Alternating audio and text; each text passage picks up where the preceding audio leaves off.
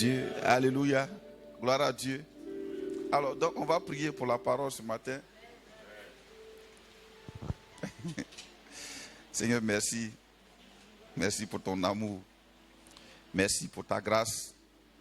Merci pour ta bonté. Merci pour ta fidélité. Merci pour ce moment que nous avons, cette rencontre merveilleuse.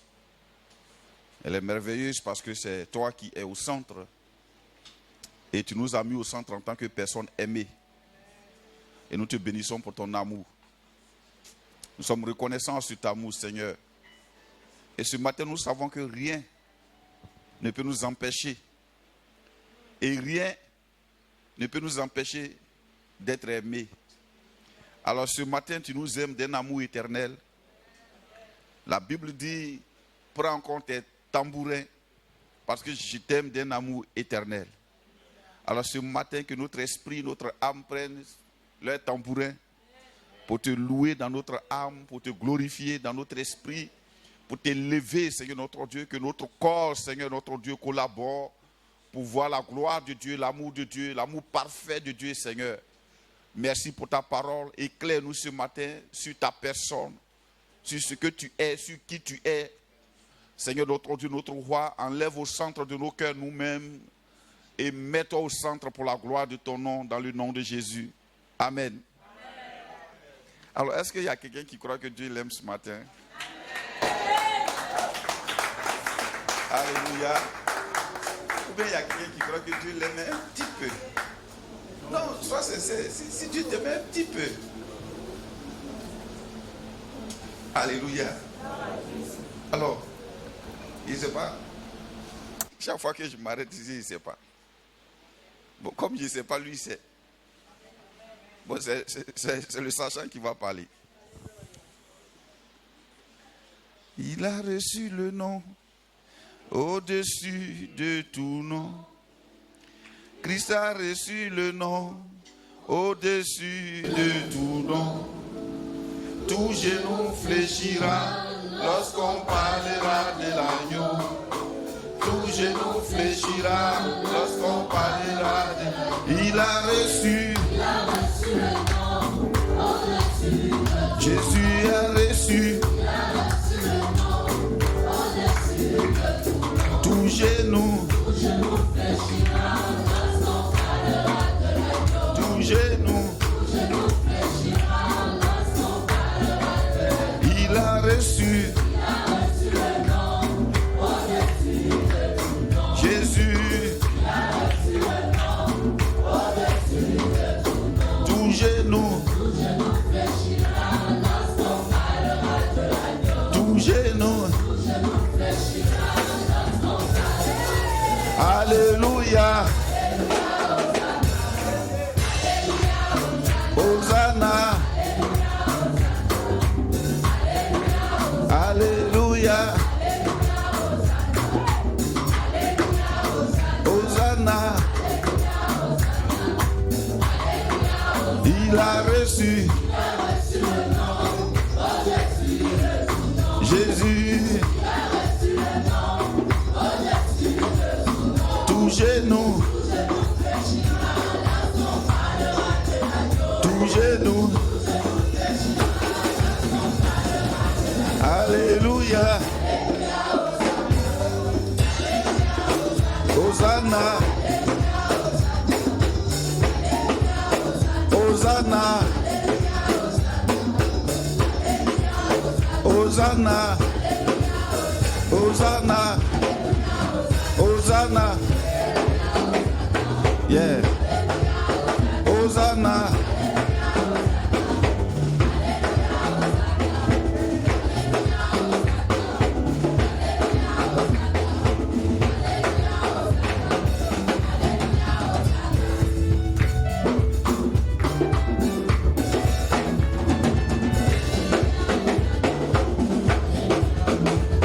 Quel est cet homme de Jésus? Quel est cet homme de Jésus? Quel est cet homme de Jésus? Quel est cet homme de Jésus? Il guérit les malades.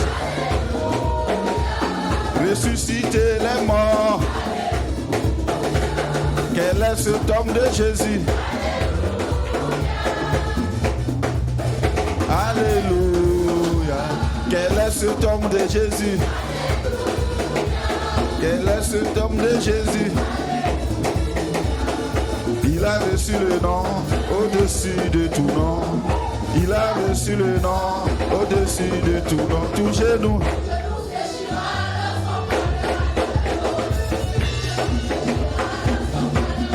Alléluia.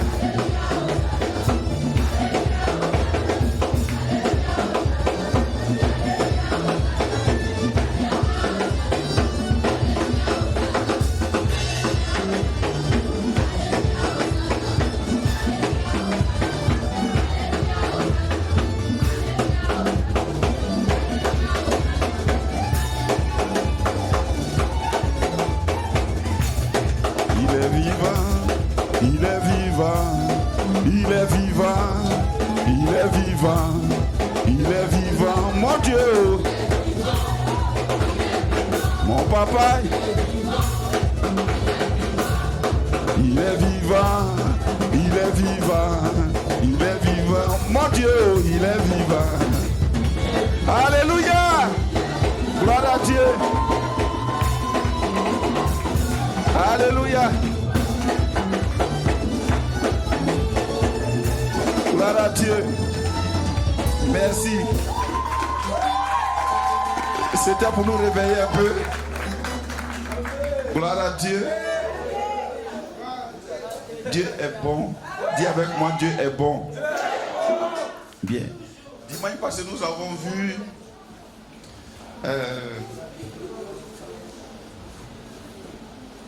ce que la Bible dit vraiment sur l'amour de Dieu. Et nous avons vu que quelquefois on nous demande des choses qu'en réalité nous ne pouvons pas faire. Voilà pourquoi l'Église est restreinte, elle est contrainte, elle est cloisonnée, elle est réduite. Sinon, en temps réel, là où on parle de Jésus, il n'y a pas de restrictions, il n'y a pas de contraintes, il y a la liberté. La Bible dit là où est l'Esprit du Seigneur, là est la liberté. Alléluia. Alors, donc, on a parlé du Saint-Esprit.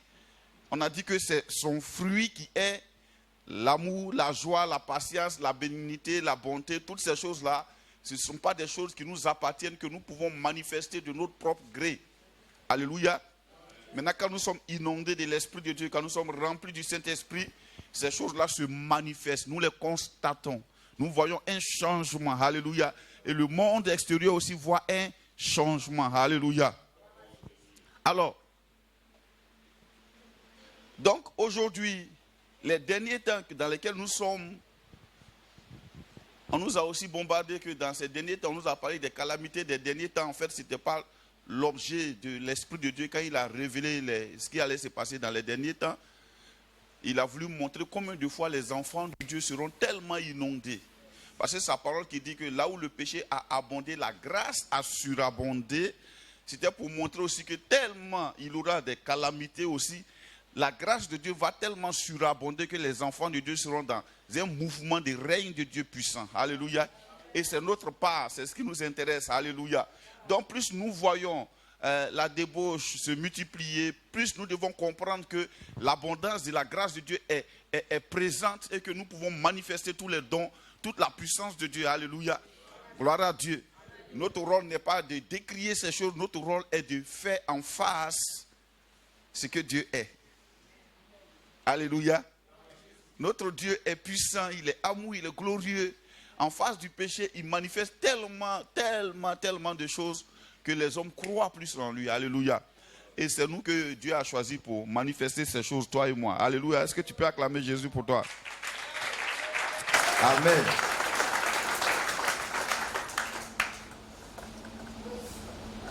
On va prendre Ephésiens chapitre 3, verset 14, à partir du verset 14 au verset 20.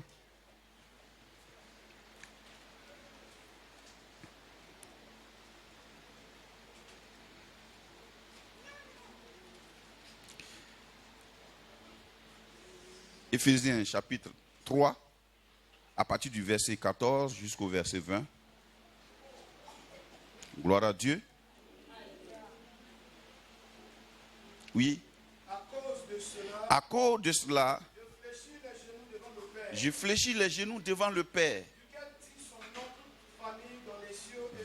duquel tire son nom toute famille dans les cieux et sur la terre, afin qu'il vous donne, selon la richesse de sa gloire, d'être puissamment fortifié par son esprit dans l'homme intérieur. En sorte que Christ habite dans vos cœurs par la foi. Oui. Afin que, étant enracinés et fondés dans l'amour, vous puissiez comprendre avec tous les saints quelle est la largeur, la longueur, la profondeur, et la hauteur, et connaître l'amour de Christ, qui surpasse toute connaissance, en sorte que vous soyez remplis, jusqu'à toute plénitude de Dieu. Jusqu'à toute la plénitude de Dieu. Amen. Or, à oui, celui qui peut faire, par la puissance qui agit en nous, infiniment au-delà, de tout ce que nous demandons ou pensons. Alléluia. Gloire à Jésus. Gloire à Dieu.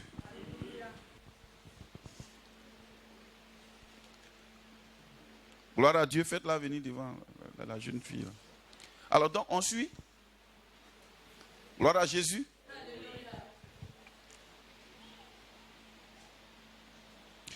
Alors, Paul prie pour les nouveaux chrétiens d'Éphèse.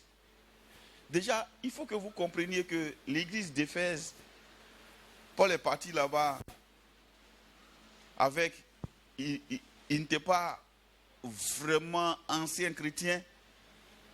Il ne faisait pas partie des 12 élus au départ. Quand Judas est parti, ils ont mis quelqu'un d'autre à sa place. Mais ce quelqu'un d'autre, on n'a pas entendu parler de lui, on n'a pas vu ce qu'il a fait. Et Paul, lui, il est venu converti par le Saint-Esprit. Déjà, quand on prend la vie de Paul, on peut alors nous-mêmes nous exhorter. Je ne crois pas que quelqu'un ait été si méchant que Paul. Lui, ce n'était pas dans le monde, il faisait le mal, mais c'était envers l'église. Cet homme, quand il s'est converti, Ananias a dit qu'il ne peut pas aller prier pour lui. Parce qu'il avait peur de lui. Il avait un témoignage qui était tel que, selon l'entendement humain, Dieu ne pouvait pas prendre un tel monsieur pour faire de lui un char de l'évangile. Mais la Bible dit que les voies de Dieu sont insondables. Alléluia. Alors, il écrit à l'église d'Éphèse. Quand il est arrivé à Éphèse, quand on lit dans Actes des Apôtres, c'est pourquoi je vous prie, laissez-vous transporter par le Saint-Esprit, même dans la lecture. Il va nous enseigner des choses, les choses qu'il a écrites. Sinon, on risque de comprendre autre chose que ce que lui, le Saint-Esprit, a écrit. Est-ce que vous remarquez que Paul est parti là-bas? Il n'avait pas de groupe d'intercession, ni de commando, ni d'équipe de délivrance. Or, Éphèse était une ville. Il y avait une autre ville comme ça, grecque, là-bas. Ils étaient remplis d'idoles. Ils adoraient beaucoup d'idoles. Et il a fait le tour de la ville. Il a dit, tellement vous êtes idolâtres, j'ai trouvé même un hôtel. Il y avait tellement d'hôtels là-bas. Tellement d'hôtels. Il a dit, j'ai trouvé un même où c'est écrit à un Dieu inconnu. Il dit, ce que vous révérez sans le connaître, c'est de ça que je suis venu vous parler. Et il a prêché l'évangile. Il a gagné la ville idolâtre par l'évangile. Voilà pourquoi la Bible dit, l'évangile est la puissance de Dieu. Pour le salut de quiconque croit. Du juif premièrement, puis du grec. Alléluia. Car en lui est révélée la puissance de Dieu. Alléluia. Alors, Paul prie pour eux. Il dit, Paul demande quelque chose. Il dit, afin qu'il vous donne, selon la richesse de sa gloire, d'être puissamment fortifié par son Par son esprit dans l'homme intérieur. Par son esprit. Amen. C'est pour ça que les écrans sont importants. Là. Vous voyez, quand il y a les écrans, on peut lire ensemble. Ça va venir par la grâce de Dieu.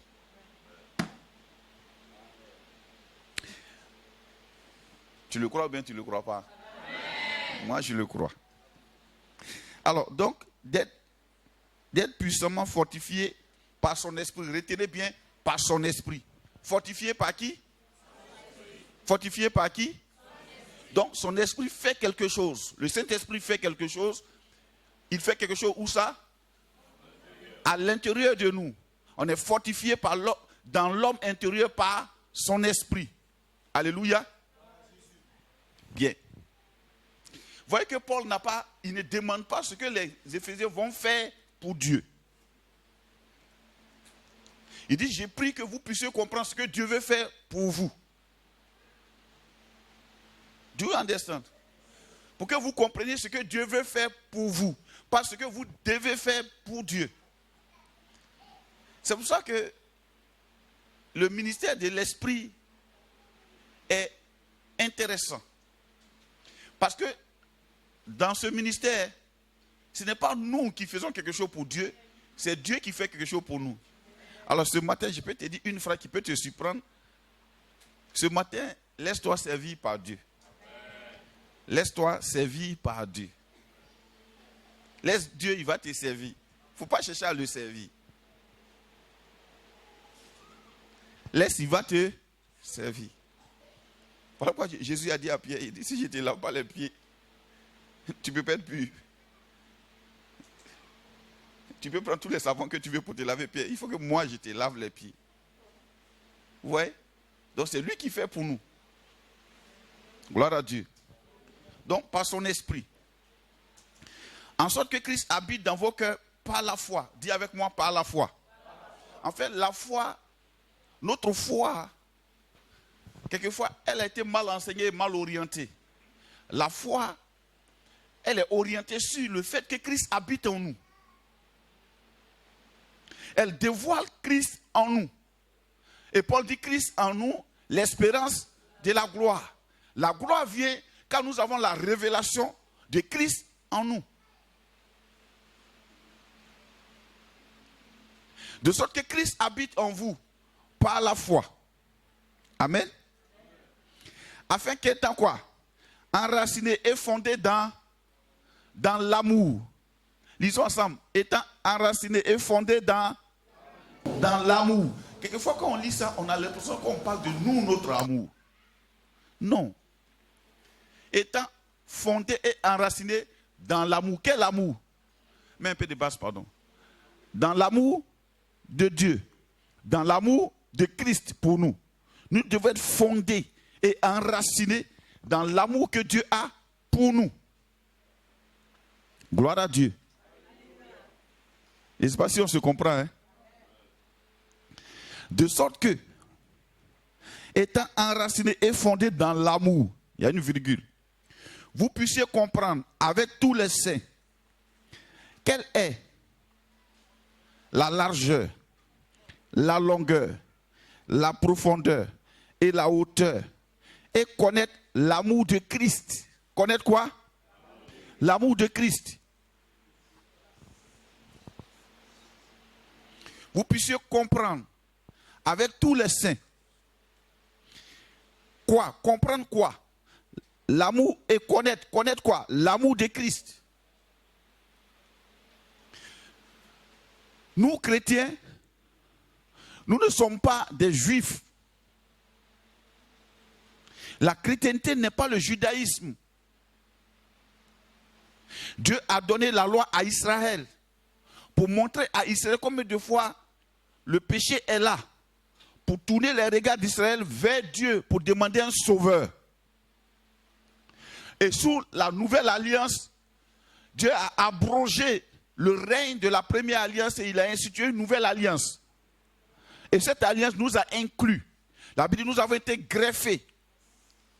De l'olivier naturellement sauvage, nous avons été coupés et greffés sur l'olivier naturellement pur. Alléluia. Donc nous ne sommes pas des juifs.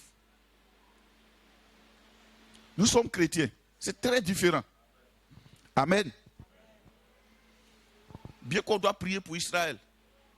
On doit prier pour toutes les nations. Amen. Mais il dit, qu'est-ce qu'on doit comprendre?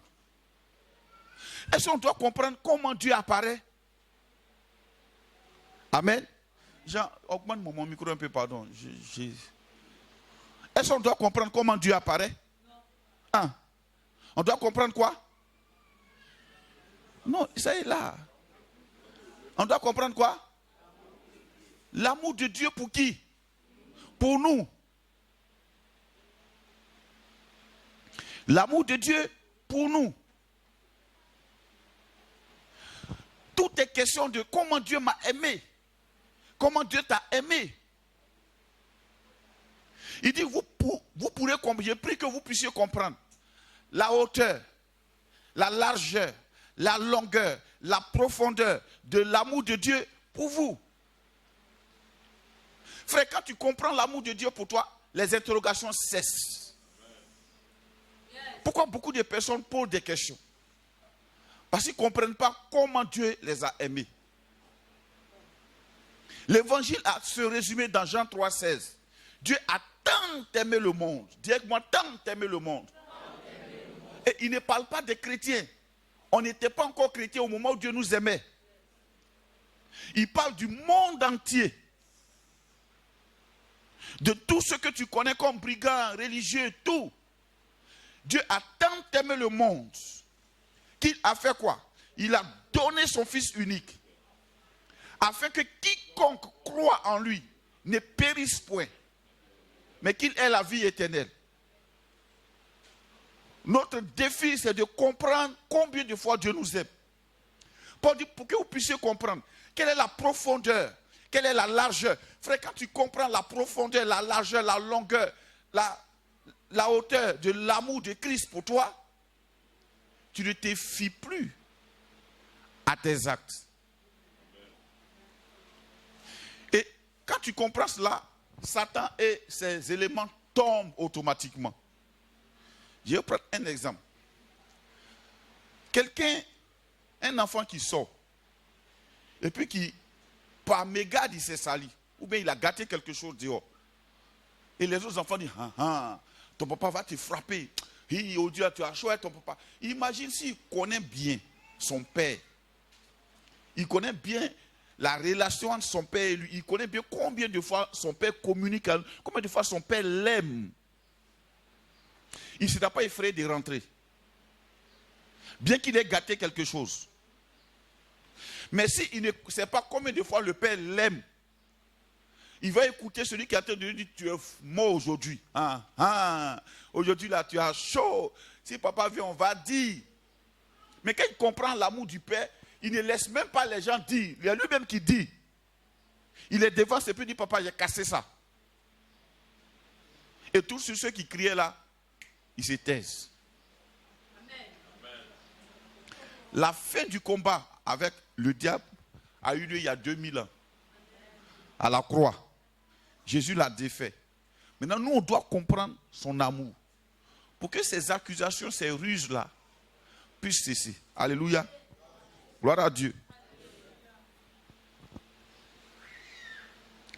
Il dit l'amour de Christ qui ne suit pas toute connaissance. Il a dit que quand tu vas essayer de raisonner, pour comprendre pourquoi, pour expliquer pourquoi Dieu t'aime, tu ne pourras pas atteindre le niveau de connaissance qui puisse expliquer cet amour. Alléluia. Alors, je pose la question encore. Est-ce que tu sais que Dieu t'aime? Bon, d'accord. Je vais prendre un exemple. Quelquefois, on peut te dire, frère, on a rêvé sur toi. Tes affaires là, vraiment, tu es devenu pauvre.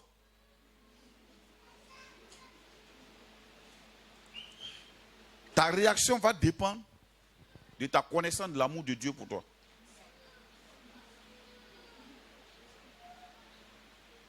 Ta réaction va dépendre de la connaissance de l'amour de Dieu pour toi.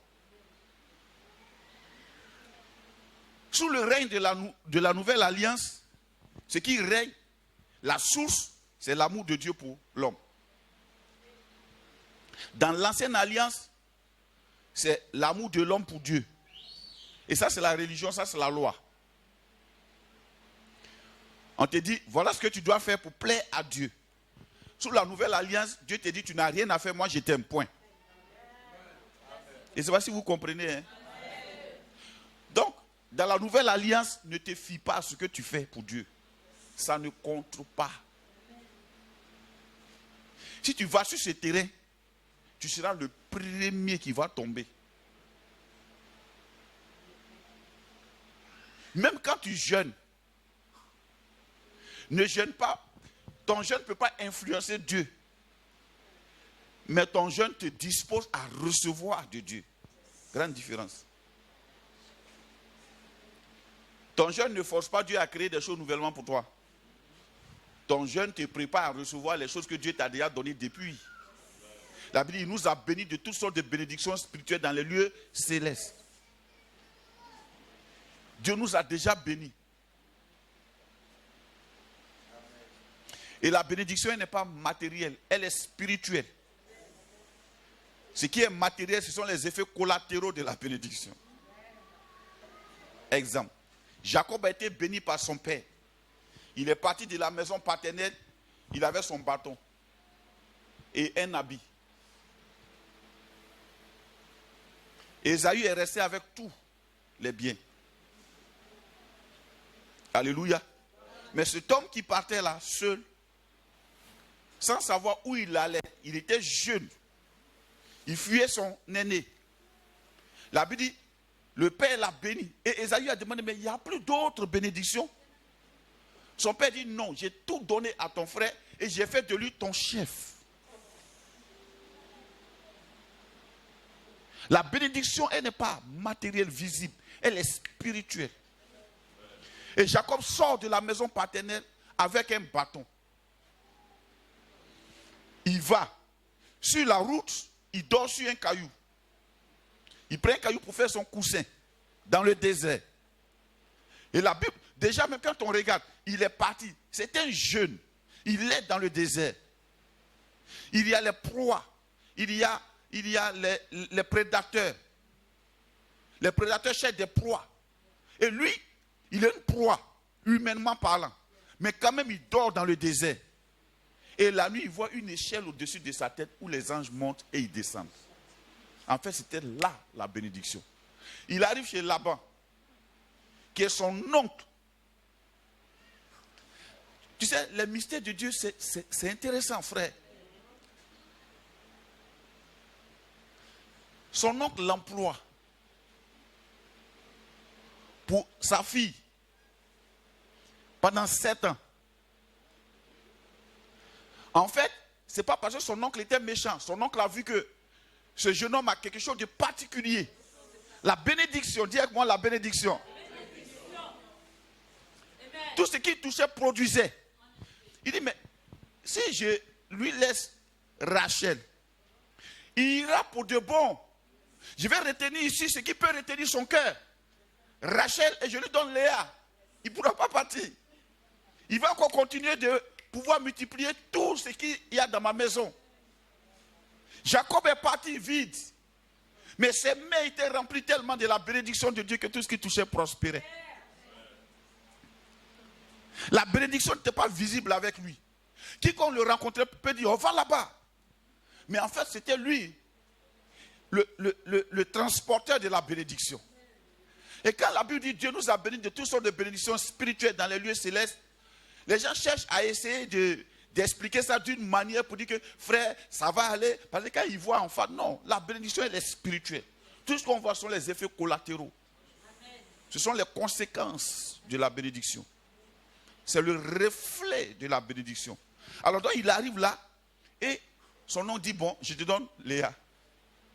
Chez nous, on ne peut pas donner la petite sœur si on n'a pas donné la grande sœur. En fait, il avait compris la bénédiction qui était avec Jacob. Il lui donne Léa. Et il lui dit, tu vas travailler encore 7 ans pour Rachel. Et il reste là encore, il travaille 7 ans. Il dit, bon, moi je vais partir. Il dit, non, Il dit, donne mon salaire maintenant. Il dit, non, c'est pas comme ça. On va faire quelque chose encore. Tu vas prendre les rayés, non, c'est ça. Toi, tu vas prendre les rayés, et puis moi, je vais prendre ceux qui sont tachetés et puis uniques. D'accord. Et le monsieur se lève la nuit, il va trier le troupeau. Il prend les rayés, qui sont maigres, il les laisse dedans. Et il prend les rayés d'autres, il les enlève pour ne pas que eux là se multiplient et que les chétives qui sont rayés se multiplient. Amen. Et il prend ceux qui sont d'unique couleur ou bien tachetés là, il les rend dodus, il prend les dodus, il les laisse. Donc quand les dodus tachetés et couleur unique vont s'accoupler, même avec les rayés faibles, ils vont produire quelque chose de tacheté ou bien couleur unique. Il fait comme ça. Et donc, je comprends bien Jacob quand il est arrivé le matin. 1, le troupeau a diminué en nombre. 2, il y avait trop de chétives. Or lui, depuis qu'il est arrivé, ça s'était multiplié. Il n'a rien dit. Dieu lui montre un système. Il dit, je vais te montrer qu'il y a la bénédiction en toi. Prends une branche de peuplier, il faut les peler. Tu vas leur donner des rayures et mets-les au fond des jauges. Quand ils vont venir voir, en train de boire, au fond, quand ils vont voir l'image de la rayure, ils vont se transformer en rayure. La reproduction, ce qui va naître, va se transformer en rayure.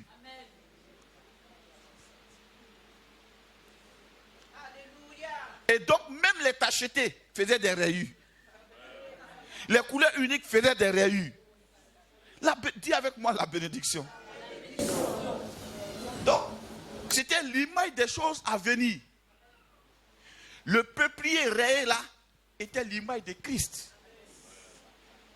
Ayant les regards sur Christ, nous nous transformons en lui-même. Oh, Christ n'est pas stérile.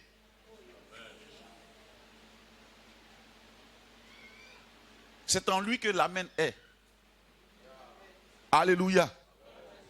Alors, donc, la bénédiction, elle n'est pas temporelle, elle n'est pas matérielle, elle est spirituelle. Et les effets sont là, mais ne nous attachons pas aux effets, attachons-nous à la bénédiction. Donc, quelqu'un peut ne pas avoir de voiture aujourd'hui, mais il est béni. Un autre exemple, la Bible dit qu'on a vendu Joseph, la prospérité a accompagné Joseph. Comment? Un enfant esclave vendu. Puisque sur Joseph, il y avait la bénédiction. Dis-moi la bénédiction. Alléluia. Excusez-moi de ne pas donner des thèmes à mes messages parce que je ne sais même pas. Je laisse le Saint-Esprit vous parler. Amen. Bien. Mais je veux parler un peu des deux ministères. Le ministère de la loi, le ministère de l'esprit. Alléluia.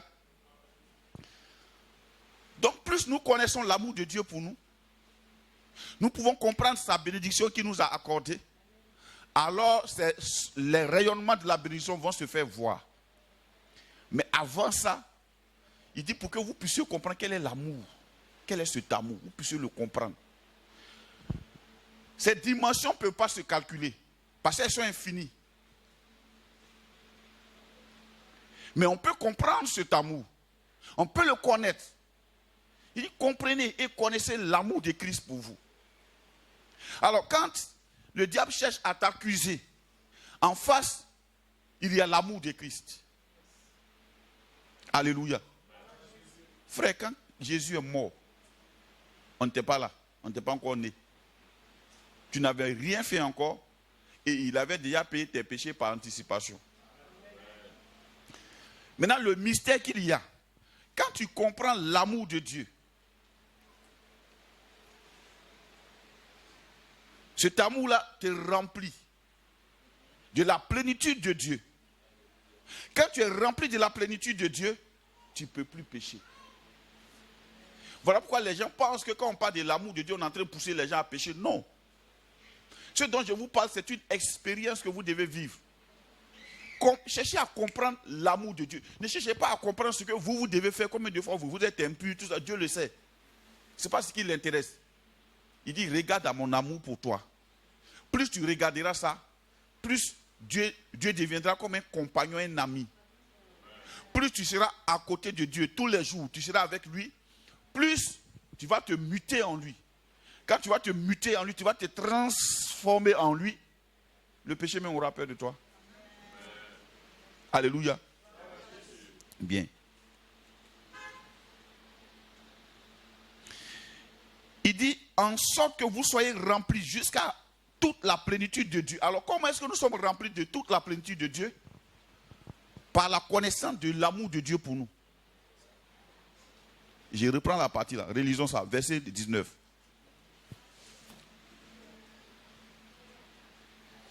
Un, deux, trois. On lit ça ensemble.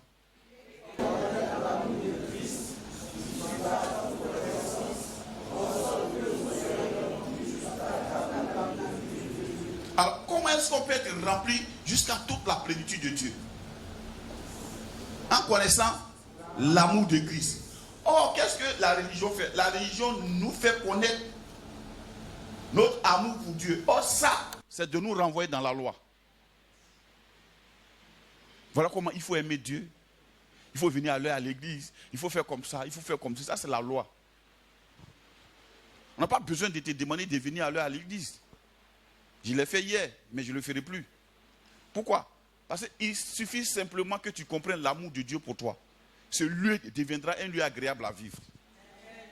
Alléluia. Gloire à Dieu. On se comprend? Il suffit de comprendre. Ce lieu deviendra un lieu agréable. Mais si tu ne comprends pas l'amour de Christ, ce lieu deviendra un lieu contraignant. Gloire à Dieu. Je vais vous expliquer un truc simple. Il y a des jours où tu te réveilles matin. Tu n'as encore rien fait dans la journée, puis tu es de mauvaise humeur. N'est-ce pas? Tu n'as rien fait matin, tu as dormi la nuit, tu as bien dormi, tu as bien mangé. Ta femme a fait la chose que tu aimais bien, tu as bien mangé, tu as bien dormi. Puis matin net, à 6 heures, tu es énervé. Tu n'es pas encore sorti de la maison, tu viens de la douche et tu es énervé. Parce que dès que tu te lèves, la conscience de la loi s'élève avec toi. La conscience de la loi projette tes responsabilités dans la journée. Ah, il y a ça à faire. Ah, il y a ça à faire. Ah, il y a telle facture qui n'est pas encore payée. Ah, il y a ceci, cela. Ah, oh, oh, oh, oh. Et puis du coup, à la première heure déjà, avant de te laver, tu es énervé. En fait, ce n'est pas toi qui es énervé.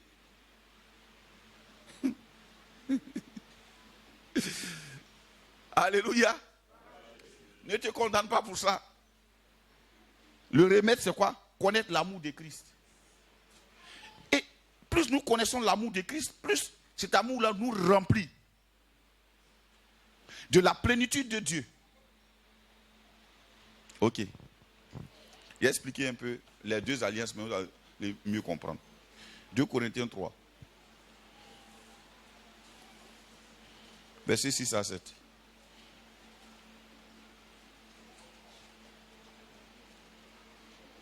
On peut lire après le verset 5.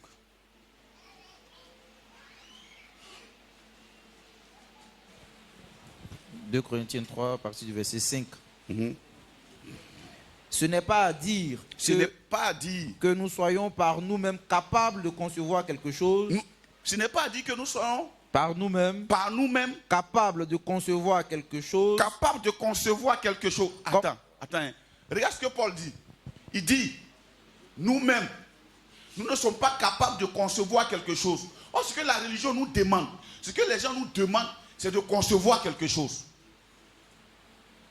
Je ne sais pas si vous comprenez. Prie comme ça, prie à telle heure, réveille-toi à telle heure. Voici les 10 pas que tu dois faire pour avancer dans ta... Voici les 3 clés, les 25 clés. Paul dit quoi? Nous ne sommes pas capables de faire quelque chose par nous-mêmes.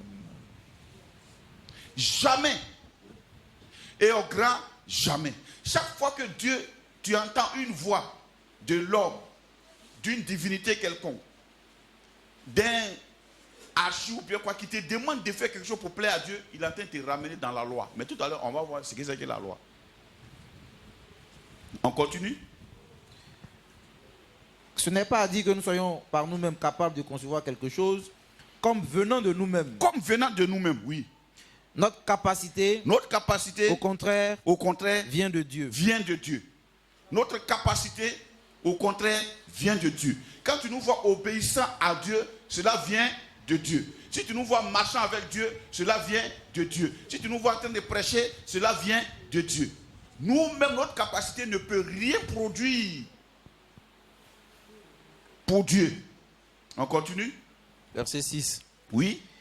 Il nous a aussi rendus capables. Donc c'est toujours lui. On dit il. C'est toujours Dieu. Il nous a rendus aussi comment? Capables. De faire quoi? D'être ministre.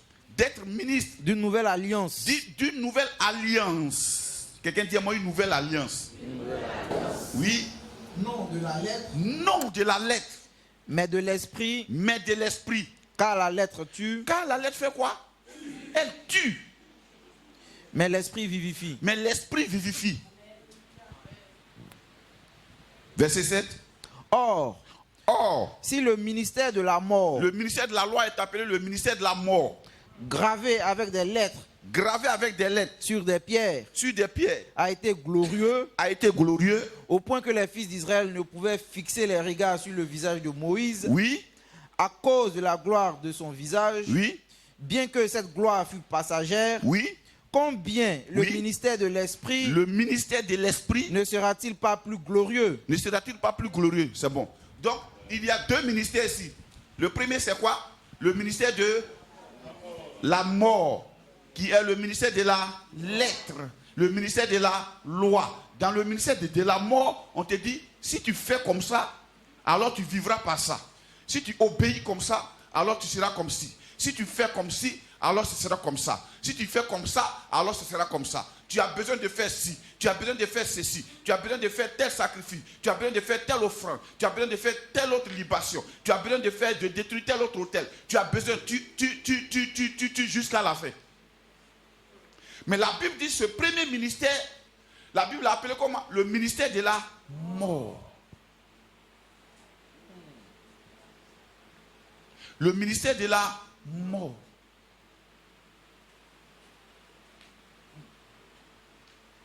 Mais pourquoi Dieu a appelé ça le ministère de la mort?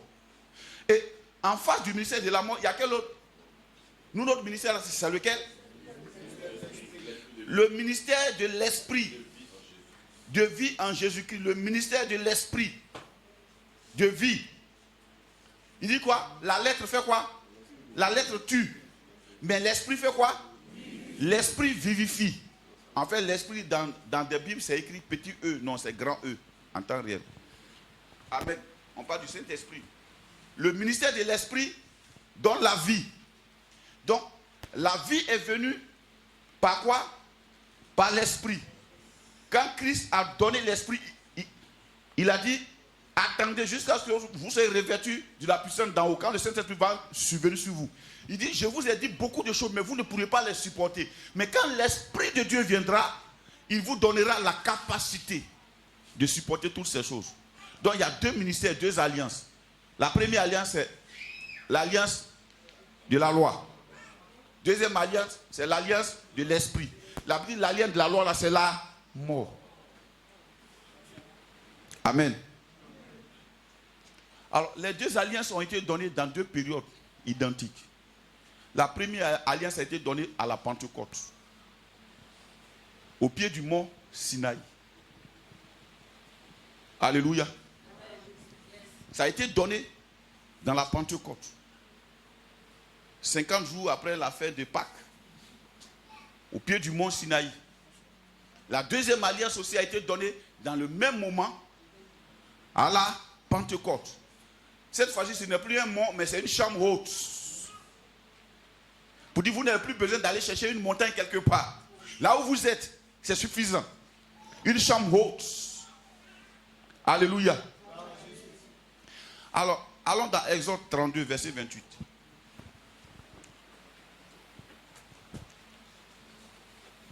Je vous explique ça pour que vous puissiez comprendre qu'est-ce que vous devez faire. Pour ne plus vous confier dans vos œuvres. Dans les œuvres. Ce dont je suis en train de parler, je ne suis pas en train de parler du fait de travailler. Parce que beaucoup ne comprennent pas ça. Les œuvres là, ce n'est pas travail. Les œuvres, c'est ce que tu peux faire pour plaire à Dieu. C'est de ça qu'on parle. Ne sors pas d'ici, je vais dire non, le pasteur dit de ne plus faire Dieu. Donc moi, je ne travaille plus ici, assis à la maison. Mon riz viendra par la fenêtre le soir. Tu as mouru de faim, frère. Va au travail, va à l'école. Et tu dis, dépose tes dossiers, cherche du travail. Dieu va te donner du travail. Mais non pas parce que tu auras tellement prié, non pas parce que tu auras tellement jeûné, non pas parce que tu auras compris beaucoup de choses. Mais il va te donner du travail parce que tu es son fils.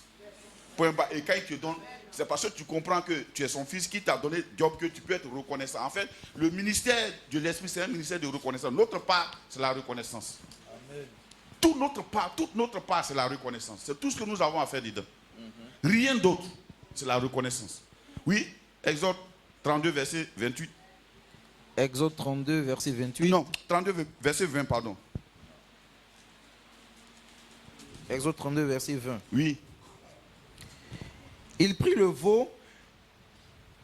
Exode, hein? Oui. Oui. Il prit le veau qu'ils avaient fait. Oui. Et le brûla au feu. Il le réduisit en poudre. Oui. Répandit cette poudre sur la surface de l'eau.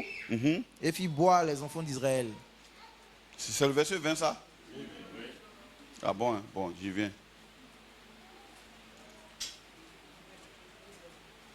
Non, c'est le verset 28. Verset 28. Exode 32, verset 28. Oui. Les enfants de Lévi firent ce qu'ordonnait Moïse.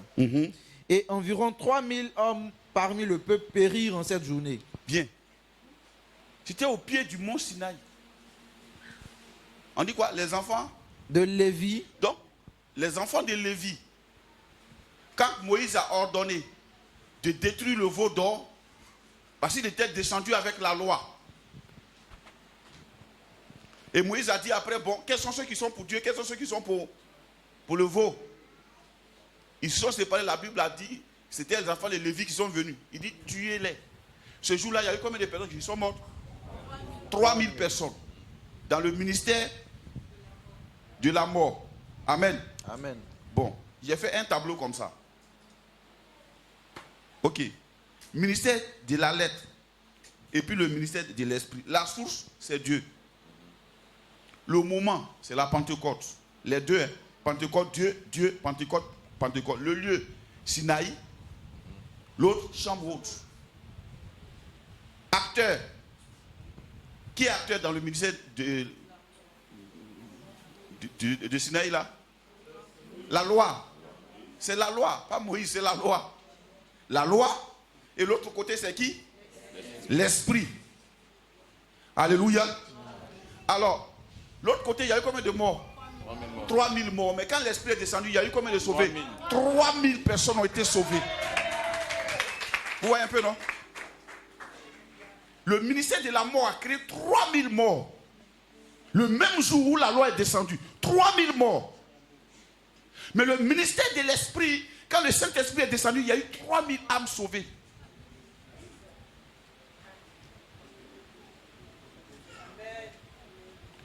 Est-ce que vous comprenez quelque chose? Attachez-vous au ministère de l'esprit. Le ministère de l'esprit ôte tout ce qui est contrainte.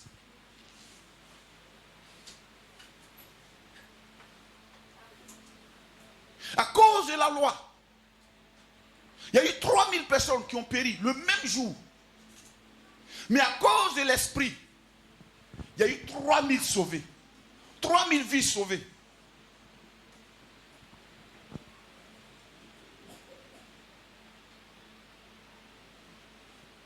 Alléluia. Vous savez, frère, là où il y a la loi, il y a cette pression inutile. Il y a cette pression. Il y a cette peur. Oh, Dieu est notre papa. Il n'est même pas notre père, il est notre papa. Papa est plus affectif que père. Abba, là, c'est papa. Il est notre papa.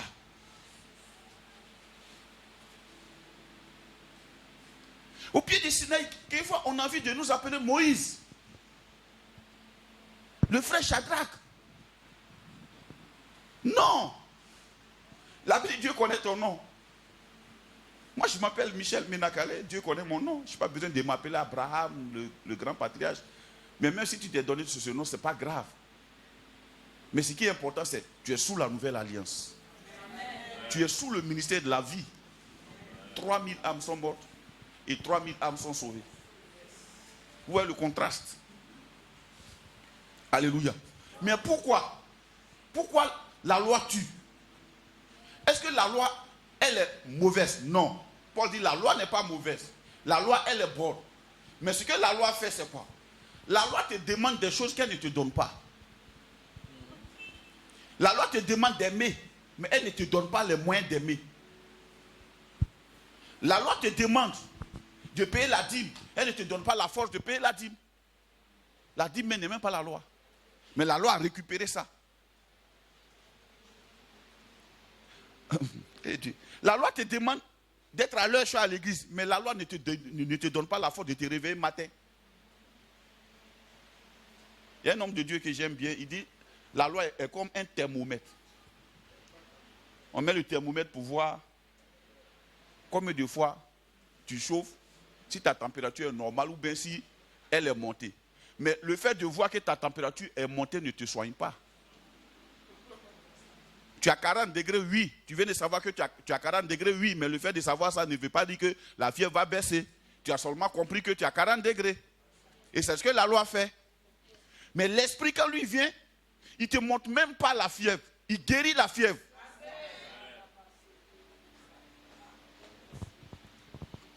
Alléluia. La loi te demande, il faut t'envoler. Tu n'as pas d'aile. On fait comment?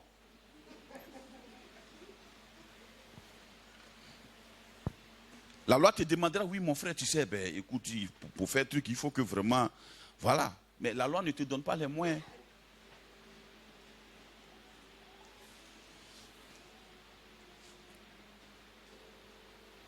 Combien de fois tu as essayé avec la loi? Est-ce que tu as pu?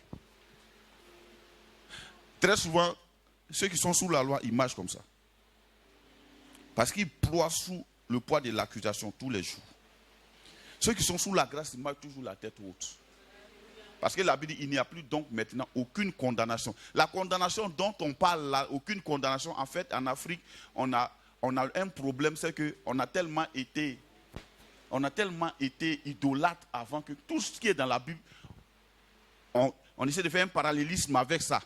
Quand on parle de condamnation, on parle de condamnation de nos parents, des fétiches, des choses. Fétiche va te condamner. On parle de la condamnation de la loi, en fait. Quand tu es en Christ, la Bible dit, Christ est la fin de la loi. Quand tu es en Christ, la condamnation de la loi elle est plus dangereuse que la condamnation d'un combien. Je te dis la vérité. C'est à cause de la loi. Quelquefois, même toi-même, tu t'exclus, tu es assis à la maison sur le puits, tu dis non, tu as l'impression que vraiment Dieu t'a oublié. Parce que toi, tu ne fais pas vraiment bien les choses de Dieu. Tu ne plais pas à Dieu, quoi.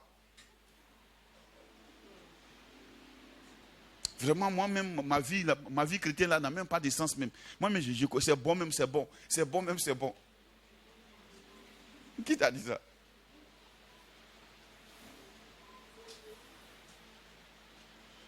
Qui t'a dit ça?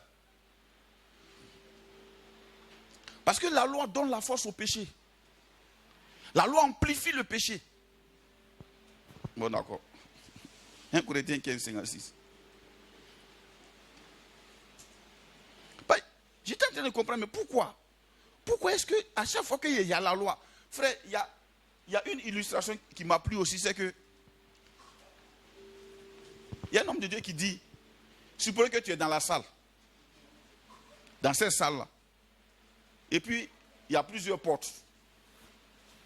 Et puis on écrit ici, là. On dit, et puis on écrit interdit de regarder derrière la porte, là. Si on écrit le panneau là, et puis on met le panneau là, et puis on te laisse toi seul ici. Hein? Sinon, si on n'a rien écrit, tu peux ne même pas voir là-bas même, et puis tu vas sortir. Mais le fait qu'on a écrit interdit de regarder, si nous tous on sort, et puis on te laisse seul ici, tu as fait quoi? Il y a quoi et puis? Amen. C'est ma fille qui prêche. Gloire à Dieu. Dieu te bénisse. Donc, tu vas commencer à regarder comme ça. Pourquoi? Parce qu'on a mis la loi. On a mis la loi. Regardez un peu. Il y a eu un moment, les gens même ils se levaient demain et puis ils partaient se faire vacciner. Quand le gouvernement dit obligation de se faire vacciner, les gens comme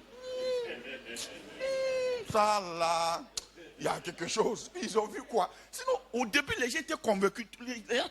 Le gars, il m'a dit, cette histoire-là, moi je ne comprends pas, mon frère, il faut piquer. N'est-ce pas? Beaucoup étaient prêts à aller se faire piquer.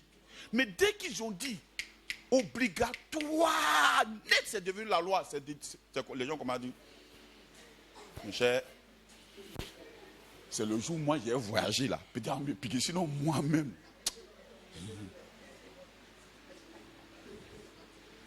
Vous avez compris ce que la loi fait? La loi crée des choses dans ton esprit qui fait que tu es toujours tenté de voir il y a quoi.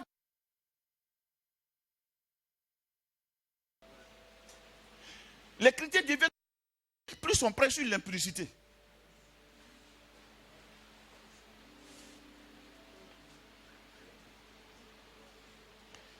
Les chrétiens deviennent de plus en plus impudiques, plus sont prêts sur l'impudicité. L'impudicité est dangereuse. La sanctification. Qui peut se sanctifier? Oh, la Bible dit Christ est notre sanctification. Plus on prêche sur ça, plus les gens deviennent encore curieux de savoir, mais il y a quoi dedans? Plus on te prêche sur le péché, plus le péché devient doux. Il perd sa force quand le péché n'a pas la loi. 1 Corinthiens 15, 56. On prend ça rapidement. C'est quoi? Paul a prêché beaucoup là-dessus. Vous allez voir.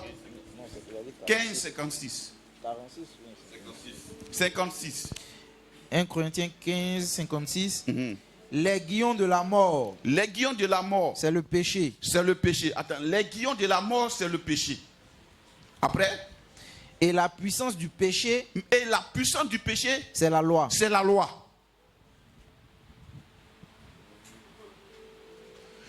Quand tu vois que tu ne peux pas, c'est parce qu'il y a une loi en face qui t'a dit, si tu as mangé ça, tu vas mourir. C'est là même que tu ne peux pas résister à l'escargot.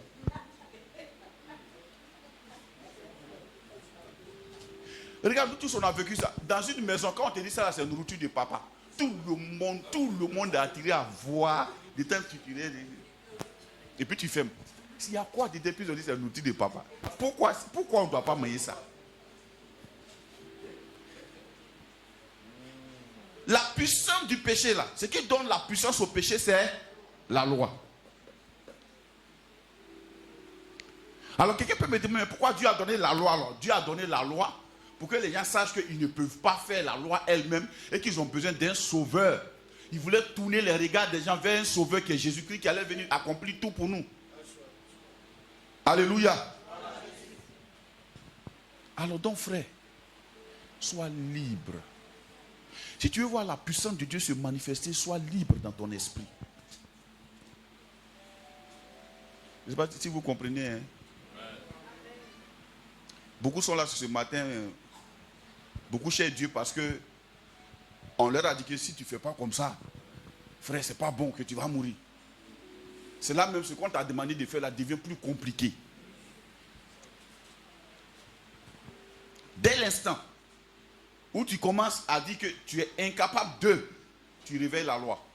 Dès l'instant où on commence à te dire qu'il faut que tu, quand la phrase commence par tu, on réveille la loi. Mais quand la phrase commence par il doit, Dieu fait ça. Dieu est capable. Dieu est puissant. Dieu est glorieux. Dieu est notre sainteté. Dieu est notre puissance. Dieu est notre amour. Dieu est notre bouclier. Dieu est celui qui nous délivre. Alléluia. La faute du péché, c'est la loi. Mais comment Dieu a détruit le péché? Il a détruit le péché en détruisant la loi, en mettant à part, en annulant le ministère de la lettre. Une fois que le ministère de la lettre est annulé, il a institué le ministère de l'esprit, qui est en Jésus-Christ. Alléluia. Ce n'est pas qu'il nous a demandé d'annuler ça. Lui-même, il est venu abroger ça. Et il est venu établir une autre alliance. Frère, nous quand on était jeunes chrétiens, patate. A dit, toi et moi qui sommes assis ici là, à l'époque, c'est qu'on n'est pas chrétien. Quand tu es joli, joli, mais on dit non, tu n'es pas chrétien, tu es trop mondain. Tu es mondain. Oh, le monde n'a rien à voir avec l'apparence. La Bible n'aime point le monde, ni les choses qui sont dans le monde. Si quelqu'un aime le monde, hein, l'amour du Père n'est point en lui. Ça veut dire quoi? Quand l'amour du Père est abondant en toi, tu ne peux pas aimer le monde. Mais c'est quoi qui est dans le monde? Il dit la convoitise des yeux, la convoitise de la chair et l'orgueil de la vie. Il n'a pas dit l'habit, il n'a pas dit tes signes, il n'a pas dit ta voiture. La convoitise. Mais nous, on a confondu tout ça. À l'époque, c'est normal, parce que l'évangile venait de venir ici. Les gens avaient tellement peur du péché. Les gens avaient tellement peur de perdre le salut, comme si c'était eux qui ont gagné le salut. On n'a pas gagné le salut, on l'a reçu. Tu l'as reçu. Gratuitement. La Bible dit, ce n'est pas à prix d'argent que vous avez été vendu. Vous ne serez pas non plus racheté à prix d'argent. Vous avez été vendu gratuitement. Vous serez aussi racheté gratuitement. C'est tout. Alors peut-être qu'en venant ici, tu te dis, je sens que mes affaires ne marchent pas dans ce temps parce que moi-même, ils ne marchent pas droit. Mais pourquoi tu ne dis pas, hier nuit, ma respiration s'est arrêtée parce qu'elle ne marche pas droit? C'est quoi qui est plus cher à toi? Ta respiration ou bien tes affaires? Si Dieu doit arrêter tes affaires parce que tu ne marches pas droit, il va arrêter ce qui est cher. Ta respiration, et puis bon, c'est fini, on n'en parle plus. Mais tu vis, tu es là, tu as marché, tu t'es sapé et tu es venu. Ça veut dire que Dieu n'est pas en colère contre toi. Il faut dire, moi, Dieu n'est pas fâché contre moi. Quand on dit ça, ça ne passe pas. Dieu n'est pas fâché contre moi. Dis ça encore. Dieu n'est pas fâché contre moi. Bien. Ok. Donc, la puissance du péché, c'est la loi. Quand vous voyez les enfants rebelles à la maison, hein, c'est la loi. Enlève la loi et tu vas voir que les enfants vont devenir bien. C'est la loi. Oh, la loi. Ce qui était difficile avec les pharisiens, eux-mêmes, ils demandent aux gens de faire la loi, eux-mêmes, ils ne font pas ça. Toi-même, tu demandes aux enfants de méditer, mais tu ne médites pas eux. C'est la loi.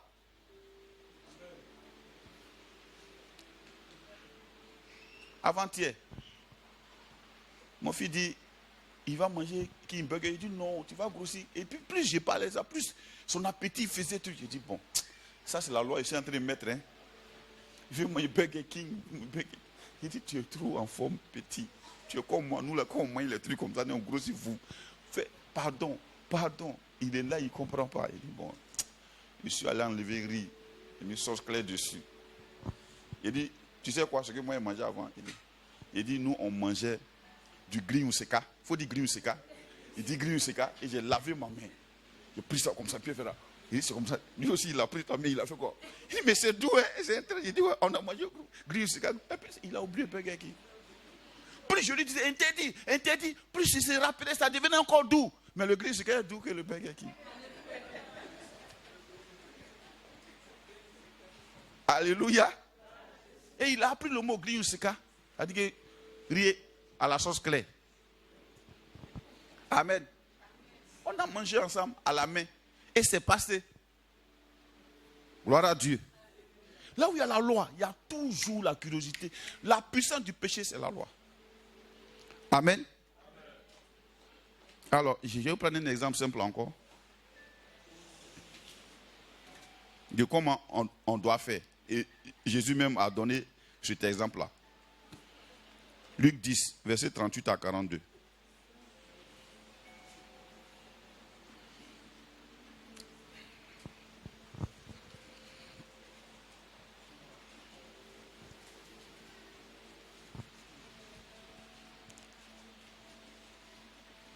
C'est à cause de ça, quand on va prier pour les gens, on a tendance à crier fort. On a plus on prie avec tellement de cris, on confond la ferveur avec les cris. Donc là, comme ça, on va obliger Dieu à faire.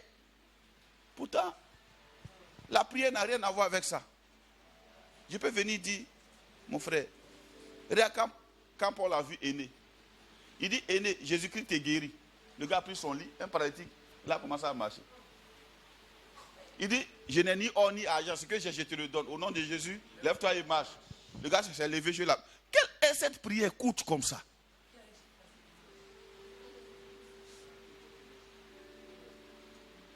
La prière du juste a une grande efficacité. Mais le juste là, ce n'est pas celui qui a posé des actes de justice. C'est celui que Dieu a rendu juste. C'est lui le juste. C'est Dieu qui nous a rendu juste, c'est pas nous. Donc c'est pas toi. Il ne faut pas te juger. Il ne faut pas aussi juger autrui pour dire que non, vraiment, non. C'est Dieu qui t'a rendu juste. C'est lui qui m'a rendu juste. Or, la religion veut que vraiment, vous voyez, les églises commencent à devenir des sectes à cause de ça. Parce que les gens s'autorisent d'être maîtres dans la vie des gens. Donc, ils surveillent si le gars il a une vie de prière ou pas, s'il prie ou pas, s'il est bon ou pas, s'il est gentil ou pas. Ce n'est pas de ça qu'il est question. La question c'est, est-ce que moi qui suis en train de parler comme ça, est-ce que je marche par l'esprit? Il dit, si vous marchez par l'esprit, vous n'allez plus vivre sous la loi. C'est tout. Luc 10. Oui? Lecteur. Oui? Comme Jésus était en chemin avec ses disciples, il entra dans un village. Et une femme nommée Marthe le reçut dans sa maison. Notez bien, une femme nommée Marthe le reçut dans sa maison. Donc c'était elle la maîtresse de maison. Mais à plus forte, souvent quand on lit ce passage, on a l'impression que c'était Marie. On a l'impression que c'est Marie. Mais c'est Marthe. Marie était chez Marthe, sa grande sœur. Elle était la petite sœur, elle est chez la grande sœur. Donc c'est la maison de Marthe. Oui. Amen. Elle avait une sœur nommée Marie. Qui s'étant assise aux pieds du Seigneur, écoutait sa parole. Marthe, occupée à divers soins domestiques, survint et dit, oui. Seigneur, cela ne te fait-il rien que ma sœur me laisse seule pour servir? Dis-lui donc de m'aider. Le Seigneur lui répondit, Marthe, Marthe, tu t'inquiètes et tu t'agites pour beaucoup de choses. Oui. Une seule chose est nécessaire. Oui. Marie a choisi la bonne part, oui, qui ne lui sera point ôtée. Bien. Vous voyez un peu? Il dit, le Seigneur est rentré dans la maison de Marthe. Dès que Marthe a vu le Seigneur rentrer, qu'est-ce qu'elle a commencé à faire? Elle a commencé à préparer, à s'agiter pour faire quoi? Pour faire plaisir au Seigneur. Donc pour servir le Seigneur. Ce matin, libère ton esprit. Je ne sais pas qu'est-ce qui t'abat, mais libère ton esprit. Alléluia. Je ne sais pas combien de fois tu as déçu, selon toi, tu as déçu le Seigneur, mais le Seigneur, lui, n'est pas déçu. C'est toi qui dis que tu l'as déçu, sinon lui n'est pas déçu. Son amour n'a pas changé. Donc, les deux reçoivent, Marthe reçoit Jésus. Elle est occupée. Elle veut faire quoi? Servir le Seigneur. Marie a fait quoi? Premièrement, elle s'est assise au pied du Seigneur. Qui est, voyez?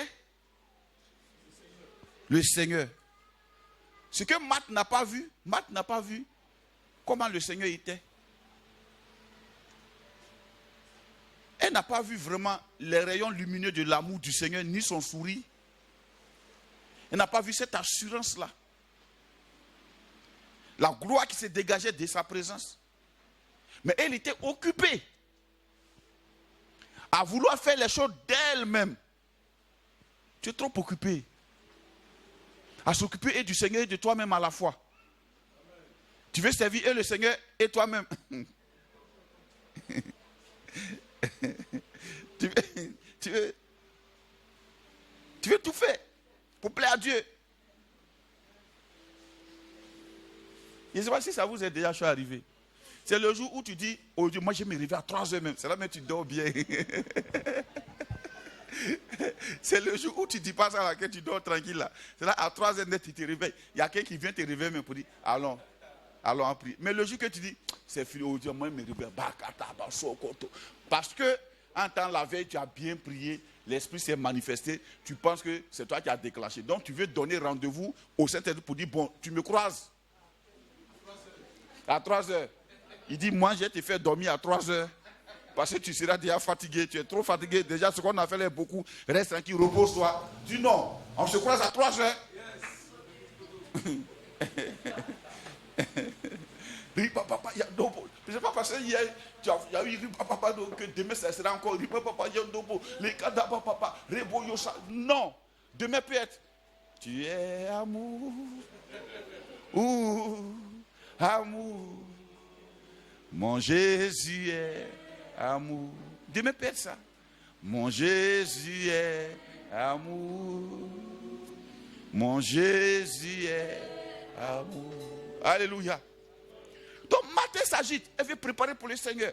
Elle veut faire comme ci pour le Seigneur. Elle veut faire comme ça pour le Seigneur. C'est magnifique. Mais le Seigneur lui a dit, Marthe. D'abord, c'est elle-même qui est venue se tuer. Elle dit, mais tu ne vois pas que moi je me tue là? Très souvent, nous les pasteurs, on fait ça. Tu ne vois pas que je me tue là, mais est-ce que tu oublies de te tuer? Reste calme. Repose-toi. Reste tranquille. Reste tranquille. Moi, la fois où Dieu s'est manifesté puissamment avec moi, c'est la fois même où je me suis reposé. Bon, moi, je n'ai jamais appris vraiment à prier d'une manière. Parce qu'il y a un seul sujet de prière, c'est merci. C'est mon seul sujet de prière. Les autres, je n'arrive pas. Je commence, mais je veux faire comme les autres. Ça ne passe pas. Mais quand il commence, merci, merci Jésus. Merci. Mon âme se repose, mon esprit est libre. Et en même temps, les choses se parlent. Et je peux durer là 1 heure, 2 heures, 3 heures. Mais quand je commence, Seigneur,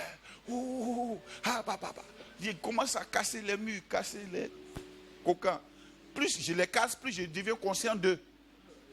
Et je deviens conscient de Jésus. Plus je les pousse, plus je les détruis, je deviens plus conscient des autels. Et je commence même à avoir peur, manifester la peur. Mais plus je commence à dire merci à Jésus, plus je deviens conscient de Jésus. Marie était devenue tellement consciente de Jésus. Elle était devenue tellement... La réalité de Jésus l'a tellement pénétrée alors que Marthe était devenue consciente du riz qui n'est pas encore cuit. Elle était devenue consciente du pain qui était encore fou. Elle était devenue consciente des haricots qu'elle était en train de mélanger. Elle était devenue consciente de la vaisselle qui n'est pas encore faite, des plateaux dans lesquels le maître va manger. Elle était devenue tellement consciente de ça. Elle a perdu la conscience du Seigneur, du maître. Qu'est-ce qui t'a fait perdre la conscience du maître? Revenons au maître. Enlève la conscience du lendemain.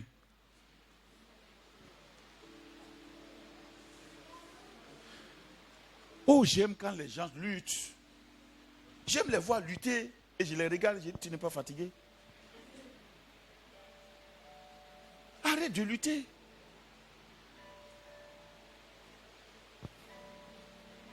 Arrête de lutter. Plus tu luttes, plus les choses s'éloignent. Parce que Jésus s'éloigne. Mais plus tu te reposes dans ses bras, plus tu commences à contempler sa réalité. Frère, tu n'as pas le choix. Ce que je peux te dire ce matin, c'est justement ça qui est la vérité. Parce que je vais te dire là, mais ce que je suis en train de dire, c'est que ce contre quoi tu es en train de lutter là, ce dont tu as peur là, peut-être ce que tu veux faire est tellement grand que tu as l'impression qu'il faut que tu aides Dieu, qu'il faut que tu pousses Dieu. Mais justement, c'est parce que c'est grand que c'est Dieu seul qui peut le faire. Tu es trop conscient de ton avenir. C'est justement parce que tu veux les bonnes choses, tu veux devenir quelqu'un, que c'est Dieu seul qui peut le faire. Alors laisse-le faire.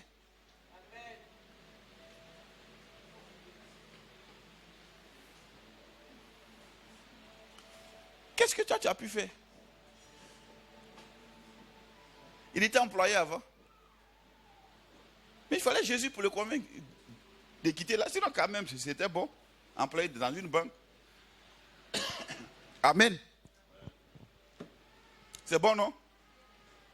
À l'époque, bon, c'était un bon salaire quand même. Mais justement, parce que ce que je veux est tellement grand que je ne pourrais pas le faire. C'est Dieu seul qui peut le faire. Qu'est-ce qui te fait peur? C'est trop grand? Tu penses que c'est trop grand? Ne réduis pas ça. Souvent, on a envie de réduire pour dire, bon Seigneur, moi je vais t'aider un peu. J'ai réduit un peu. je vais réduire un peu. De toute façon, Dieu dit d'être sobre, d'être modeste. Dieu n'a pas dit d'être comme ça, d'être modeste. Il dit d'être sobre. La modestie et puis la sobriété, ce n'est pas la même chose. Alléluia. Alors, donc, tu as envie de réduire les ambitions pour dire, bon, c'est pas grave. On va essayer de réduire un peu. Et puis, bon, voilà la chose, on verra. On fait les choses progressivement. On ne t'a jamais exhorté comme ça. Si. Non, frère, c'est parce que tu vois, non, voilà. Tu vois, voilà. Non. C'est justement parce que c'est grand que c'est Dieu seul qui peut faire. Marie était assise. Elle était plus consciente de Jésus. Aujourd'hui, de quoi nous sommes conscients? Nous sommes conscients de nos problèmes. Nous sommes conscients de nos destinées. Nous sommes conscients de... Plus on nous parle de destinée, plus la destinée s'éloigne. Frère, quand tu auras saisi l'image de Jésus, ta destinée va se rapprocher.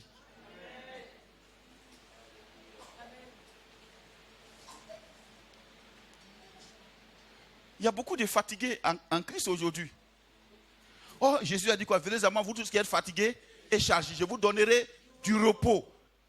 Ah, prends le repos de Dieu. Tu veux charger quel fardeau? En tout cas, moi, depuis un temps, je suis au repos. Et plus je suis au repos, plus je rajeunis. Plus je n'ai rien à faire. Mais pas que je suis oisif. Parce qu'on dit, je n'ai rien à faire, ça veut dire je n'ai rien à faire pour aider Dieu. Mais je ne suis pas oisif. Je suis au pied du Seigneur, je l'écoute.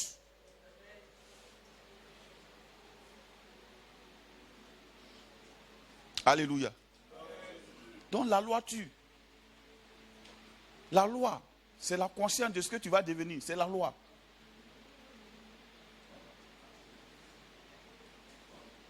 La loi. La loi, c'est tout cet amalgame d'enseignement, de prière qu'on nous a appris. Même pour choisir chez une femme, patate. Les baba yadaba, sokata baba, les brosukata, rababa baba, les brayando bossa, les kété bossa. Non, papa, explique-moi, c'est comment on peut connaître sa femme. Pas c'est comment on peut connaître sa femme, c'est comment tu peux connaître la femme que tu veux. C'est ça que tu veux dire en fait. C'est la femme que tu veux. Donc il y a tellement de lois, non. Loi 2, loi 4. Bon, c'est comment on appelle ça? Clé 4, clé 3, clé 6. Que tu as mis toutes les clés, tu as tourné. Quelle porte s'est ouverte? Aucune. Tu vas voir que c'est au moment même où tu es inconscient des clés que les portes s'ouvrent. Plus tu es inconscient des clés, plus tu es assis, tu es au repos et puis les portes s'ouvrent. Mets-toi au repos, frère.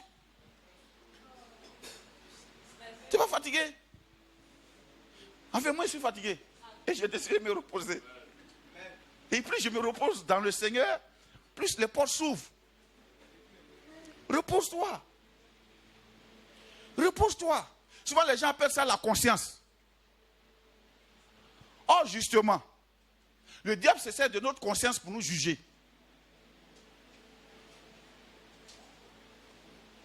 Oh, vraiment, je n'aurais pas dû réagir comme ça. Oh, vraiment, je n'aurais pas dû réagir comme ça. Ok, tu parles de ta réaction, ok, il n'y a pas de problème.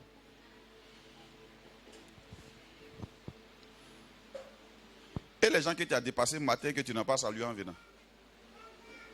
La Bible dit celui qui sait faire le bien et qui ne le fait pas, commet un péché, non? Et la Bible dit si tu es coupable de un, tu es coupable de tous. Ça, c'est la loi. Tu es coupable de un péché, tu es coupable de deux tous. Donc, il y a beaucoup de criminels ici. Si on veut regarder ça, tu n'as pas tué, mais tu es coupable de tuerie. Qui pense qu'on peut plaire à Dieu parce qu'on a fait moins d'atrocités? Chez Dieu, moins et plus, c'est la même chose. Tu as couché à la fille d'hier. C'est la même chose que tu es quelqu'un, égorgé quelqu'un. C'est la même chose. Non, c'est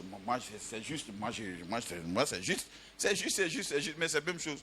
Voilà pourquoi Dieu a enlevé la loi. La loi est dangereuse, frère. Repose-toi. Plus on te demande de faire quelque chose, tu comprends que plus c'est difficile. Plus tu fais, plus ça ne marche pas. Mais arrête de faire ça.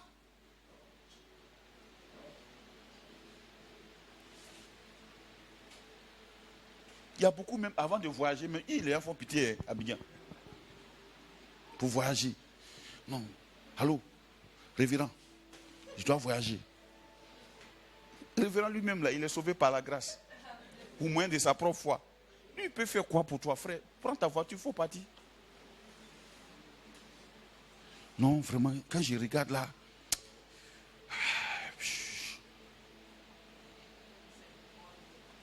bon, on va prendre 3 jours de jeûne sec pour voir. Repose-toi. Repose-toi. Ça fait que tu vieillis. Tu es dans ta propre maison et tu vieillis. Avec ton propre argent et tu vieillis. Remarquez là où il y a la loi, il y a toujours des gens qui vieillissent. Il y a AVC, il y a UC, il y a maladie à gauche et à droite. Tu marches seul et ta conscience te juge. Tu es en train de venir à l'église et ta conscience te juge. Sois libre. La Bible dit quoi? Là où il y a l'Esprit du Seigneur, là, elle a liberté. Sois à l'aise. En tout cas, moi, je suis à l'aise. Amen. Donc, Marthe est agité. Marthe est agité. En conclusion, je vais t'expliquer pourquoi tu dois être à l'aise. Qu'est-ce qui s'est passé, le phénomène qui s'est passé pour que tu sois à l'aise là. Il faut que je t'explique ça. C'est le dernier point que je envoie. Marthe est agité. Jésus dit quoi? Mais Marie, là, elle a choisi la bonne part. C'était d'abord de s'asseoir en face du Seigneur, premièrement. Deuxièmement, et l'écouter. L'écouter. Il y a une puissance dans l'écoute. Écoute Dieu. L'écouter. Il était venu annuler la loi. Écoute. La plupart du temps, quand on prend la Bible, on n'écoute pas vraiment. On a déjà des paroles préétablies, qu'on récite comme des perroquets, mais on n'écoute pas. On n'écoute pas. On prend communion fraternelle. Ça sonne comme ça parce qu'on nous a donné ça comme un biberon. Boum, boum, boum, boum. Tu dois aimer les frères. Tu dois partager. Tu dois faire comme si. Tu dois. À tel point qu'on ne comprend plus que ce n'est pas nous qui devons, mais c'est Dieu qui a déjà fait. C'est son esprit qui nous a donné. En nous, quand l'abondance de son amour est consciente en nous, alors nous sommes conscients de son amour et Dieu y fait. Alléluia. 2 Corinthiens 5, 21.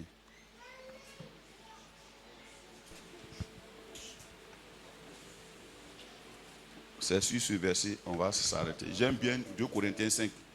J'aime bien ce chapitre-là.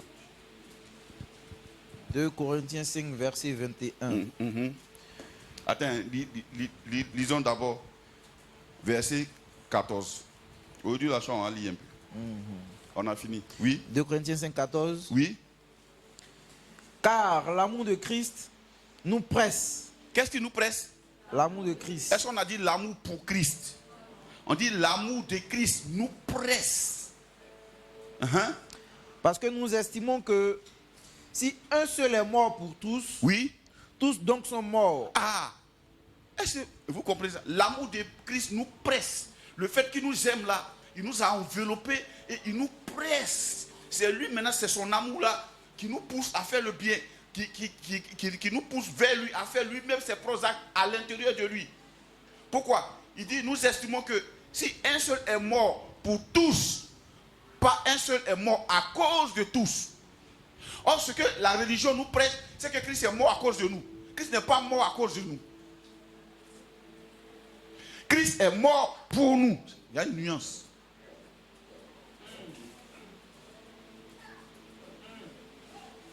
Christ n'est pas mort à cause de nous. Si Christ était mort à cause de nous, ça veut dire que c'était nous, on allait accuser. C'est à cause de toi, il est mort. C'est parce que tu n'as pas bien fait qu'il est mort. Non. Notre péché n'avait pas d'autre orientation que nous-mêmes. Mais c'est Christ qui est venu mourir pour nous. C'est-à-dire que c'est de façon volontaire qu'il est venu mourir pour nous. Il n'est pas mort à cause de nous. Il est mort pour nous. Et la Bible, si il est mort pour nous, alors nous tous nous sommes morts avec lui. Si Christ est déjà mort pour moi, pourquoi je vais mourir encore? Do you understand? Christ n'est pas mort à cause de nous. Hein. Il est mort pour nous. Il y a une grande différence. Quand il est mort, comme c'est pour nous qu'il est mort, alors nous aussi, c'est comme si nous étions morts. Or, quand tu es mort, est-ce qu'on juge les morts? Tu arrives au tribunal là, est-ce qu'on dit, bon, procès numéro tel qui est mort depuis 1920 contre telle autre affaire, venez, le gars est mort, c'est fini. Donc tu es mort, il n'y a plus de procès. Tu es mort, c'est fini. Pourquoi? Christ est mort pour toi. Il est mort à ta place. Il est mort, il s'est donné librement à ta place. La condamnation qui devait t'atteindre et qui devait m'atteindre, lui, il a pris ça sur lui. Il est mort pour nous. Pas il est mort à cause de nous. Or, ce que la religion nous enseigne, c'est comme Christ est mort à cause de nous. Toi, mais tu vois que Christ est mort à cause de toi, non? Et puis tu es en train de te comporter comme ça. Non, il est mort pour moi. Mes péchés présents, futurs, passés, tout ça, il est mort pour ça. Il les a portés. On continue? Et qu'il est mort pour tous. Oui. Afin que ceux qui vivent ne vivent plus pour eux-mêmes, mais pour celui qui est mort et ressuscité pour eux. Ok. Lis le verset 21 maintenant. Celui qui n'a point connu le péché. Celui qui n'a point connu le péché. Il a fait devenir péché pour nous. Il a fait devenir péché pour nous. Afin que nous devenions en lui. Afin que nous devenions en lui. Justice de Dieu. Justice de Dieu. Est-ce que vous comprenez bien ce verset? Ok. Christ n'est pas mort parce qu'il a péché. Il était sans péché. Et pourtant, il est devenu péché. Il n'est pas devenu péché parce qu'il est à péché. Do you understand? Il n'est pas devenu péché parce qu'il a péché. Il est devenu péché. Il était sans péché. Et il est devenu péché. La Bible dit de même, nous aussi, de cette même manière, Christ n'a pas connu le péché et il est devenu péché. De cette même manière, nous aussi, on n'a pas connu la justice, on n'a pas commis d'acte de justice, mais on est devenu justice. On croit à la première partie, on ne croit pas à la deuxième. Je réexplique. Christ n'a pas connu le péché, mais il est devenu pécheur. Lui n'a pas touché au péché et il est devenu lui-même péché. De même, nous aussi là, on n'a pas connu la justice et on est devenu justice de Dieu. Vous comprenez bien ou vous ne comprenez pas? Merci Seigneur. Je ne sais pas si vous comprenez. Vous avez pris là. Donc, Seigneur. Donc, c'est à juste titre que je peux me lever et dire je suis juste. Pas parce que j'ai commis d'actes de justice, mais parce que je suis devenu justice de Dieu. De la même manière, Christ qui n'a point connu le péché, il est devenu péché. De cette même manière, moi aussi, je n'ai pas posé d'acte de justice et je suis devenu aussi justice de Dieu. Ça passe pas bien.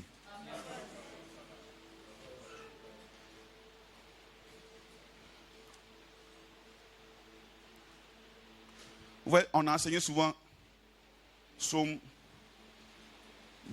66, 18, non, c'est ça, on a enseigné ça souvent. On dit, si j'avais conçu l'iniquité dans mon cœur, le Seigneur ne m'aurait pas exaucé. Ça, c'est David qui parle, il est sous la loi. Mais nous ne sommes pas exaucés à cause de nos actes de justice. Nous sommes devenus nous-mêmes justice de Dieu. Je ne sais pas si vous comprenez ça. Quand Dieu te regarde, le fait que tu aies reçu Jésus, il voit toute sa justice là sur toi.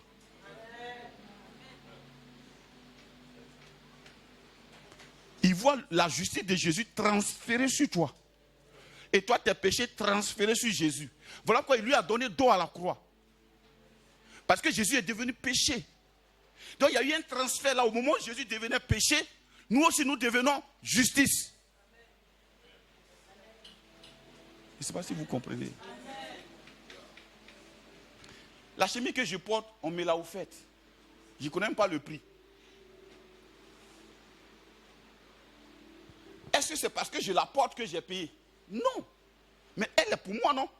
Mais je ne l'ai pas payée. Je ne l'ai pas achetée. Je ne sais pas si vous comprenez ça. Or, la religion veut te faire comprendre que tout ce que tu possèdes là, c'est le fruit de tes efforts. Non. Tu deviens juste parce que Jésus t'a rendu juste. Et c'est ce qui te permet de courir vers lui. C'est ce qui te permet de courir vers lui. C'est ce qui te permet de courir vers lui. Puis c'est lui qui t'a rendu juste. Maintenant, ce que tu as à faire, c'est de profiter de cette justice. Et la connaissance de ce fait-là fait que tu progresses spirituellement. Or, l'homme, dans sa conscience, dans notre conscience, on est sous le régime de tu fais de bonnes actions, on te rémunère. Ce que je suis en train de t'expliquer là, c'est comme s'il te disait, bon, ton patron là, il va te faire signer un contrat. Tu travailles, tu ne travailles pas, et puis tu payes. Elle, ça passe. Mais si lui-même te disait, est-ce que tu vas croire? Hein? Voilà, parce que dans notre éducation, tu fais quelque chose, puis on te donne. Mais dans le système de Dieu, ce n'est pas comme ça. Dans le système de Dieu, c'est comme si on vient, on dit, bon, mon frère, si tu veux, viens au travail. Si tu veux chauffer au travail, moi, je te garantis que ton salaire sera payé à tout moment. Et puis, ça sera payé toujours le 30. C'est comme ça, ça est. Mais ça ne peut pas passer dans l'esprit de l'homme, parce que dans notre conscience, là, c'est tu fais de bonnes actions, on te rémunère. Or, l'amour du Père, ce n'est pas comme ça. Il ne te donne pas parce que tu as fait de bonnes actions, il te donne parce que tu es son enfant. Il te donne par amour. Donc quand nous comprenons ça, quand tu pries, tu ne comptes pas sur tes bonnes actions. Et c'est ce que le diable, il essaie de faire sur toi. Dès que tu t'agenouilles pour prier net, il dit, c'est pas toi qui as dit ça là hier là. Et puis tu es découragé en même temps, mais tu laisses la prière, non? Tu ne demandes plus, hein? Et puis tu commences, Seigneur, pardonne-moi. Je t'en prie, oh Seigneur, pardon papa, j'ai péché contre toi, je le reconnais. Et le péché grossit encore. Parce que ça c'est le péché dont tu t'es souvenu hier. Au moment où tu es concentré sur lui, il y a un autre péché encore, il te rappelle. Et tu continues son mal. Oh pardon, tu pleures maintenant. Papa, pardon, papa est fâché, pardon. Oh Dieu, pardon. Tu finis ça, il y a un autre péché encore, je te rappelle. Pardonne-moi, pardonne-moi. Tu sais, quoi ça là que mes affaires là ne sont pas encore décadées. Oh, pardonne-moi, pardonne-moi, pardonne-moi. À peine tu te lèves de là net, il y a la servante qui a brûlé le riz. Ah, qui si tu es malade? Tu es malade. Et tu es assis, la conscience vient encore. Tu vois, non? Tu as péché. Pardonne-moi. Et tu es là. Tu tournes en rond. Tu tournes en rond. Tu tournes en rond. Tu tournes en rond. Tu tournes en rond. Tu tournes en rond. Et tu tournes en rond. Jésus n'est pas devenu, il n'a pas péché, mais il est devenu juste. Il est devenu pécheur. Nous aussi, on n'a pas commis d'acte de justice, on est devenu justice. Est-ce que ça c'est difficile à comprendre? Donc tu es justice pas parce que tu as fait de bonnes actions. Tu es justice parce que il y a eu transfert. Jésus est devenu péché, toi tu es devenu justice. C'est simple. Tu es devenu. Tu n'as pas acquis. Tu es devenu.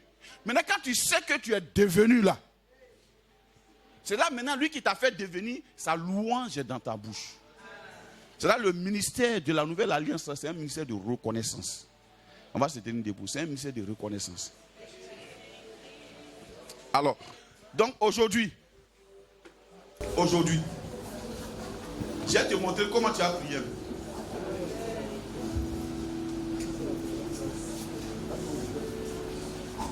Vous savez, quelquefois, on s'est amusé à acheter Dieu.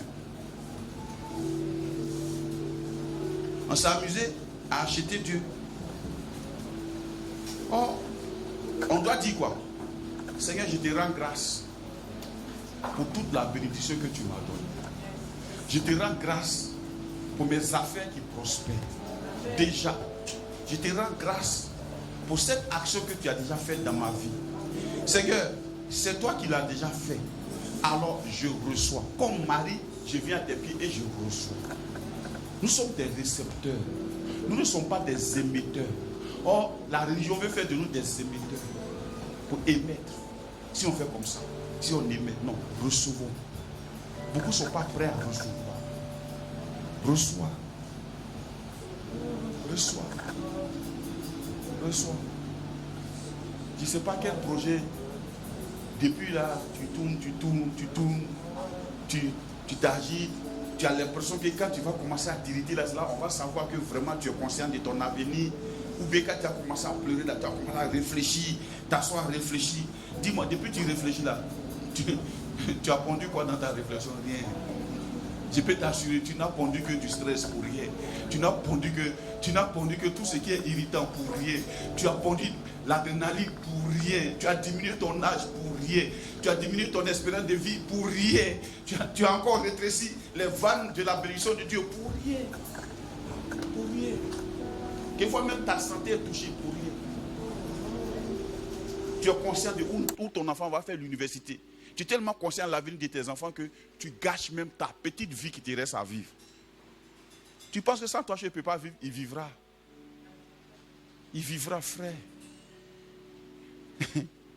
Il vivra. C'est Dieu qui l'a créé. Au moment où il y a eu fécondation, tu n'étais pas là. Tu t'es couché dans ton lit après avoir fait ce que tu as fait. Tu ne peux même pas savoir quel jour exactement il y a eu la conception. Mais Dieu, qui est le Créateur, il a fait venir cet enfant. Et cet enfant est là. Pendant que tu es en train de gaspiller tes quelques années qui te restent, pour lui, Dieu est en train de préparer son avenir glorieux. Que tu risques même de ne pas voir à cause de ton stress inutile. Repose-toi. Repose-toi. Alléluia. Père, nous te bénissons. Merci parce que tu nous as bénis. Nous voulons te laisser. Et nous voulons nous reposer en toi. Si quelqu'un était entré et il t'avait vu avec Marie, il n'aurait même pas vu Marie. Il t'aurait vu toi. Alors nous sommes ici. Nous te prions que personne ne nous voie. Tellement nous serons assis à tes pieds. Tellement nous serons en train de te contempler. Nous voulons te voir toi seul. Pas les soucis, pas les problèmes, pas les inquiétudes. De la même manière, Jacob a mis le peuplier rayé dans les jauges. De cette même manière, plus nous te regardons, nous sommes transformés dans la même image, de gloire en gloire, comme par le Seigneur l'Esprit. Quand nous contemplons ton image dans le miroir de Dieu, dans la parole de Dieu, nous sommes transformés dans la même image, de gloire en gloire, comme par le Seigneur l'Esprit. Merci, Papa. Merci pour ta grâce. Merci pour ta bonté. Que ma réflexion ne limite pas ton flot d'écoulement. Que mes pensées ne limitent pas ton flot d'écoulement. Fais couler en nous, Seigneur, ton onction. Fais couler en nous ton huile. Que, Père, chaque jour, nous puissions être conscients de toi. Nous sommes là ce matin pour toi. Merci. Merci pour cette mission. Merci, Seigneur, pour les villes gagnées. Merci pour les bâtisses. Merci, Seigneur, notre Dieu, pour ta grâce. Merci pour la multitude. Merci, Yahvé Jireh. Merci, Papa. Merci, oh tendre Père, pour l'écoulement de ta grâce. Nous voulons ce matin toucher, Seigneur, l'écoulement de ton onction à l'intérieur de nous. La Bible dit la même puissance que tu as utilisée pour ressusciter Christ d'entre les morts. C'est cette même puissance que tu déploies en nous. Nous voulons regarder l'écoulement de ta puissance en nous. Nous refusons d'être acteurs. Mais nous voulons être, Seigneur, notre Dieu, des témoins. Des témoins, Seigneur. Des témoins qui voient ton action. Merci, Papa. Merci pour ta grâce. Merci pour ta bonté. Merci pour cette prudence excessive qui disparaît maintenant au nom de Jésus. Tu es un jeune homme. Tu es prudent à l'excès. Tu es tellement prudent. Tu es tellement prudent. Ce matin, l'Esprit de Dieu te dit, arrête d'être prudent. Et tu verras là où je t'emmènerai. Quand le Saint-Esprit conduisait Élie, il trouvait toujours la provision. Mais quand lui-même il a essayé de se conduire, alors il a trouvé que Dieu n'était pas là. Il a pensé au vent, Dieu n'était pas dans le vent. Il a pensé au feu, Dieu n'était pas dans le feu. Il était obligé de constater l'absence de Dieu. Et Dieu, dans son amour, est venu à lui dans un doux murmure. Merci, Père. Arrête d'être prudent. C'est ajouter foi à l'incrédulité que d'être trop prudent. La Bible dit, il n'appartient pas à l'homme quand il marche de conduire ses pas. C'est l'Éternel qui conduit ses pas. Cette année, c'est une année de réveil spirituel. À la fin de cette année, vous verrez combien de fois notre Dieu est bon. Avant la fin de cette année, beaucoup témoigneront de la bonté de Dieu. Laissez-vous conduire par Dieu. Enlevez la peur, l'inquiétude, la frayeur. Enlevez les réflexions, les calculs humains. Méditez sur Dieu.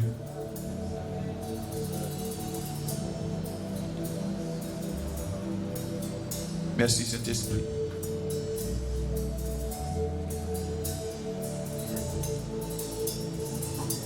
Merci Père.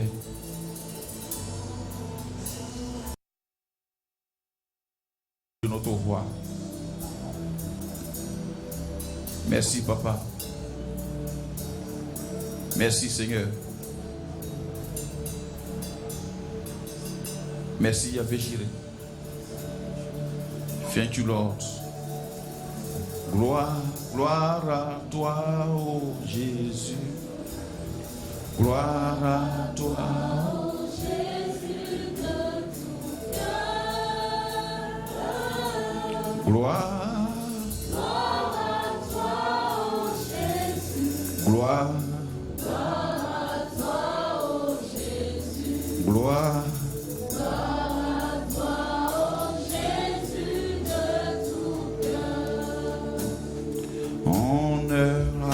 Toi Jésus, honneur à toi Jésus, honneur à toi Jésus de tout cœur,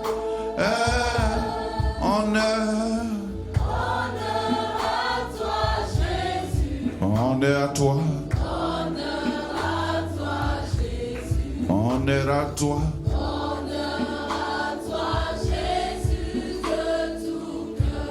Merci Seigneur. Il y a quelqu'un qui a mal à l'oreille gauche. Tu es guéri ce matin au nom de Jésus. Merci Saint-Esprit. Merci pour ta grâce. Merci Seigneur notre Dieu, notre roi. Merci au Dieu de grâce. Merci Saint-Esprit. Merci pour ta bonté. Nous te bénissons et nous te magnifions. La joie de l'esprit est notre force. La joie de l'esprit est ta force. La Bible, le royaume de Dieu, ce n'est pas le manger, le boire. C'est la paix, la justice et la joie donnée par le Saint-Esprit. La joie de l'esprit est ta force. Va, jeune homme. La joie du Saint-Esprit est ta force. Je vois derrière toi des milliers de personnes. C'est vrai, tu peux te demander, je suis trop jeune pour cela. Mais ce matin, je te dis, la joie de l'Esprit est ta force. La joie du Saint-Esprit est ta force. Plus tu plonges dans l'esprit, plus tu plonges dans la joie de l'esprit, plus tu as la force. Plus tu as la force. Ne médite pas le lendemain. Laisse le lendemain s'occuper du lendemain. Celui qui a créé le lendemain, il s'occupe déjà. Toi, occupe-toi de la joie, de l'esprit. Merci, Père. Est-ce qu'on peut acclamer Jésus?